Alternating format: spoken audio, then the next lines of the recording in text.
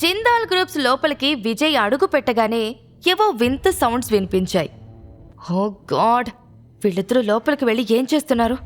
నేను త్వరగా వెళ్ళకపోతే ఇద్దరూ చాలా పెద్ద ప్రాబ్లంలో పడిపోతారు అని టెన్షన్ పడుతూ నేరుగా అరవింద్ క్యాబిన్ దగ్గరికి వెళ్లిన విజయ్ క్యాబిన్ బయట నిలబడి లోపల జరుగుతున్న గొడవని చూస్తున్నాడు.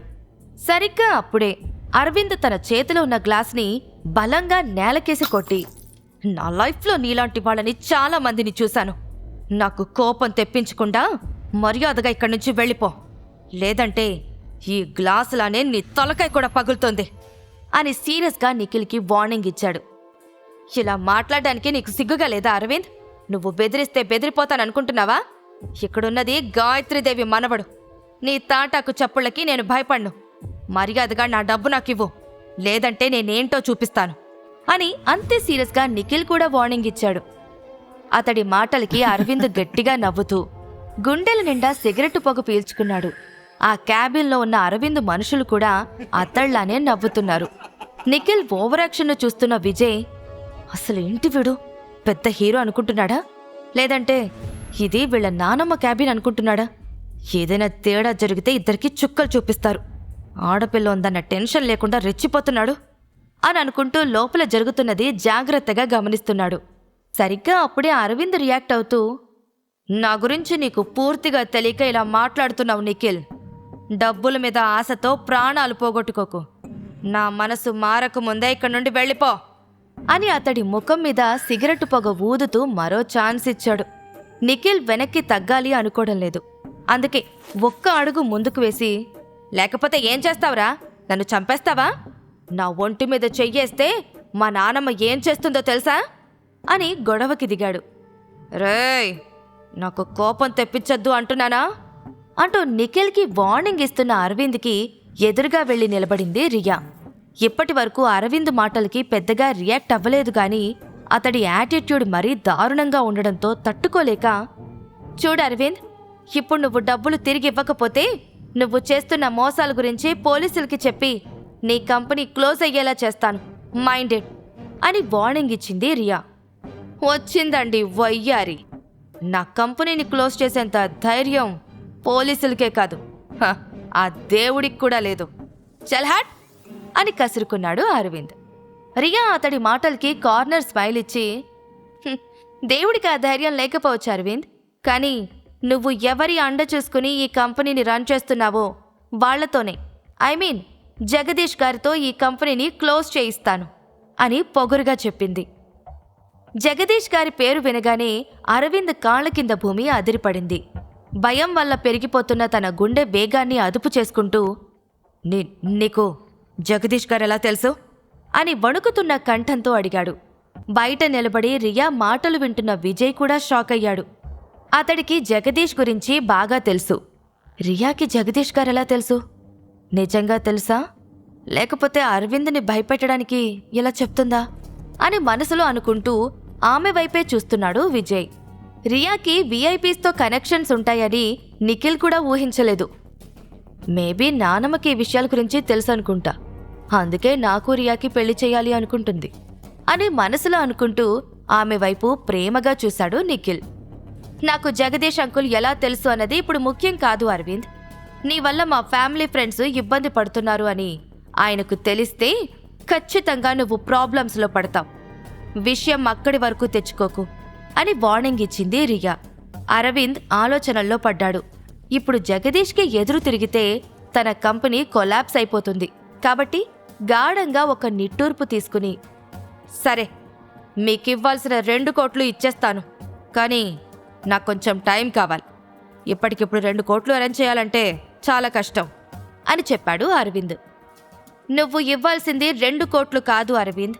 మా టైం వేస్ట్ చేసి మమ్మల్ని థ్రెట్ చేసినందుకు ఇంకో 50 లక్షలు వడ్డీ కింద ఇవ్వు. అది కూడా ఇప్పుడే ఇవ్వాలి, లేదంటే నేను జగదీష్ అంకుల్కి కాల్ చేసి జరిగింది మొత్తం చెప్పేస్తాను అని కోల్డ్ వాయిస్తో గంభీరంగా చెప్పింది రియా. ఆమె మాటలకి అరవింద్ కళ్లల్లో కోపాన్ని చాలా స్పష్టంగా చూడగలిగాడు విజయ్. ఒకవేళ రియా మీద అరవింద్ అటాక్ చేస్తే వెంటనే లోపలికి వెళ్ళిపోదామనుకున్నాడు. కానీ అందుకు విరుద్ధంగా అరవింద్ తన మనిషికి సైగ చేసి డబ్బుల సంచిని తీసుకురమ్మని చెప్పాడు. కొన్ని నిమిషాల తర్వాత నిఖిల్ అడిగిన డబ్బుతో అరవింద్ మనిషి పర్సనల్ ఛాంబర్ నుండి బయటకొచ్చాడు. అరవింద్ దగ్గర నుండి డబ్బులు ఇంత ఈజీగా వస్తాయని నిఖిల్ అస్సలు ఊహించలేదు. బయటున్న విజయ్ కూడా అరవింద్ చేసిన పనికి ఆశ్చర్యపోతూ, పొద్దున్నే లేచి నిఖిల్ నక్కతోక తొక్కినట్టున్నాడు, అందుకే ఈ ప్రాబ్లం ఇంత ఈజీగా సాల్వ్ అయింది అని మనసులో అనుకుంటూ రియాకి ఏం కానందుకు దేవుడికి కృతజ్ఞతలు చెప్పుకున్నాడు. నిఖిల్ రియాలు డబ్బులు లెక్క పెట్టుకుని బయటికి వస్తూ ఉండగా పరుగులాంటి నడకతో ఆ కంపెనీ నుండి బయటకు వెళ్ళిపోయి తన కారులో కూర్చున్నాడు విజయ్. డబ్బుతో బయటకు వచ్చిన నిఖిల్ రియాలు కారులో వజ్రపాటి గ్రూప్కి బయలుదేరారు. వాళ్ళని ఫాలో చేస్తూ విజయ్ కూడా వెనకాలే వెళ్తున్నాడు. రియా చేసిన హెల్ప్కి మురిసిపోతూ ఆమెను ఎలాగైనా సరే పెళ్లి చేసుకోవాలని కలలు కనడం స్టార్ట్ చేశాడు నిఖిల్. అలా కొంచెం దూరం వెళ్ళాక హైవే మధ్యలో కొన్ని కార్లు అడ్డంగా కనిపించాయి. వాటిని చూసి కంగారు పడుతూ, ఓ షిట్, మన దగ్గర డబ్బున్నట్టు ఎవరికో తెలిసినట్టుంది అనుకుంటూ కార్ స్టాప్ చేశాడు నిఖిల్. అతడితో పాటు రియా కూడా కంగారు పడుతూ ఉండగా ఆ కార్లో నుండి 17 మంది గూండాలు తమ వెపన్స్ తీసుకుని బయటకొచ్చారు. నిఖిల్ కార్ దగ్గరకొచ్చి బయటకు రమ్మన్నట్టు సైగ చేశాడొకడు. భయపడి వెనక్కి వెళ్ళిపోతే రియా ముందు తన పరువు పోతుంది అనుకుని, ఏం జరిగినా సరే నువ్వు కిందకి దిగొద్దు రియా అని చెప్పి డోర్ ఓపెన్ చేసి బయటకొచ్చాడు. ఎవరు మీరు అని అడిగే లోపే నిఖిల్ని రౌండప్ చేసి ఇష్టం వచ్చినట్టు కొట్టడం స్టార్ట్ చేశారు గూండాలు. ఆ దెబ్బలకి తట్టుకోలేక నిఖిల్ గట్టిగా అరుస్తున్నాడు. అతడి నోటి నుండి వస్తున్న రక్తాన్ని చూసి, రే ఎవరా మీరు, మీకేం కావాలి, మర్యాదగా అతన్ని వదిలేయండి, లేదంటే నేను పోలీసులు పిలుస్తాను అని కారులో నుండి కిందకి దిగుతూ చెప్పింది రియా. సూర్యుడి ఎండకి వజ్రంలా మెరిసిపోతున్న రియా శరీరం వైపు కోరికగా చూస్తూ ఆమె దగ్గరకొచ్చాడు ఆ రౌడీల లీడర్. అతను ఒక్కో అడుగు వేస్తూ దగ్గరకొస్తుంటే రియా ఒక్కో అడుగు వెనక్కి వేస్తోంది. ఆమెను కింద నుండి పై వరకు స్కాన్ చేసి, ఓకే డార్లింగ్, నీకోసం వాడిని వదిలేస్తాం, కానీ నిన్ను వదలడానికి మాత్రం నా మనసు ఒప్పుకోవడం లేదు. ఎంత హాట్ అండ్ సెక్సీ గర్ల్ని నేనెప్పటి వరకు చూడలేదు తెలుసా అని రియా బుగ్గల మీద చెయ్యి వేశాడు. దాంతో రియా భయపడిపోయి తనకి హెల్ప్ చేయమని నిఖిల్ని అడిగింది. తన మనుషుల చేతుల్లో దెబ్బలు తింటున్న నిఖిల్ని చూసి, వాడు నిన్ను కాపాడుతాడని ఎలా అనుకుంటున్నావు బంగారం, వాణ్ణి వాడే కాపాడుకోలేని స్థితిలో ఉన్నాడు అంటూ రియాకి ఇంకొంచెం దగ్గరగా వెళ్ళి ఆమె మెడ మీద ముద్దు పెట్టబోయాడు గూండాల లీడర్. సరిగ్గా అప్పుడే ఒక క్రికెట్ బాల్ గాలిని చీల్చుకుంటూ వచ్చి వాడి తలకి గట్టిగా తగిలింది. ఆ దెబ్బకి అందరూ షాక్ అయ్యి బాల్ వచ్చిన వైపు తిరిగి చూశారు. అక్కడ ముఖానికి మాస్క్ పెట్టుకున్న ఒక వ్యక్తి క్రికెట్ బ్యాట్తో యాటిట్యూడ్గా నిలబడి కనిపించాడు. ఆ మాస్క్ వెనకాల ఉన్నది మరెవరో కాదు, ఇప్పటి వరకు వాళ్ళని ఫాలో అవుతూ వచ్చిన విజయ్. అతని వైపు కోపంగా చూస్తూ, అరే వాణ్ణి వదిలేసి ముందు వీడంతా చూడండిరా అని తన మనుషులకి ఆర్డర్ వేశాడు రౌడీల లీడర్. అలా అనగానే వాళ్ళు నిఖిల్ని వదిలేసి విజయ్ చుట్టూ గుండ్రంగా నిలబడి, ఎవడ్రా నువ్వు, ప్రాణాలు పోగొట్టుకోవడానికే ఇక్కడి వరకు వచ్చావా, అస్సలు మేమెవరో మాతో పెట్టుకుంటే ఎలా ఉంటుందో నీకు తెలుసా అని అడిగారు ఆ గుండాలు. ఒక అమ్మాయితో మిస్బిహేవ్ చేసినప్పుడే మీరు ఎలాంటి వాళ్ళో అర్థమైందిరా, మీకు దమ్ముంటే వాళ్లతో కాదు నాతో తలబడండి, ఒక్కొక్కడికి ఈ బ్యాటుతో చుక్కలు చూపిస్తా అని చెప్పాడు విజయ్. ఆ రౌడీల లీడర్ ఫైట్ చేయమని పర్మిషన్ ఇవ్వడంతో అందరూ ఒకేసారి విజయ్ మీదకి దూకారు. రియాకి అక్కడ ఏం జరుగుతుందో క్షణం పాటు అర్థం కాలేదు. ఆమె కళ్లల్లో ఇంకా భయం పోలేదు. ఒకవైపు విజయ్ భీకరంగా ఫైట్ చేస్తూ ఉండగా మరోవైపు రియాని ఆ రౌడీల లీడర్ దగ్గరే వదిలేసి కారెక్కి వెళ్ళిపోయాడు నిఖిల్. అలా వదిలేసి వెళ్ళిపోతున్న అతన్ని చూసి రియాతో పాటు విజయ్ కూడా షాక్ అయ్యాడు. పెళ్లి చేసుకోబోయే అమ్మాయిని ప్రమాదంలో వదిలేసి ఎలా వెళ్ళాడు, ఏమాత్రం రోషన్ లేని ఈడియట్లో ఉన్నాడు ఛ అని మనసులో అనుకుంటూనే ఫైట్ చేస్తున్నాడు విజయ్. ఆ రౌడీల లీడర్కి ఏం చెయ్యాలో అర్థం కావట్లేదు.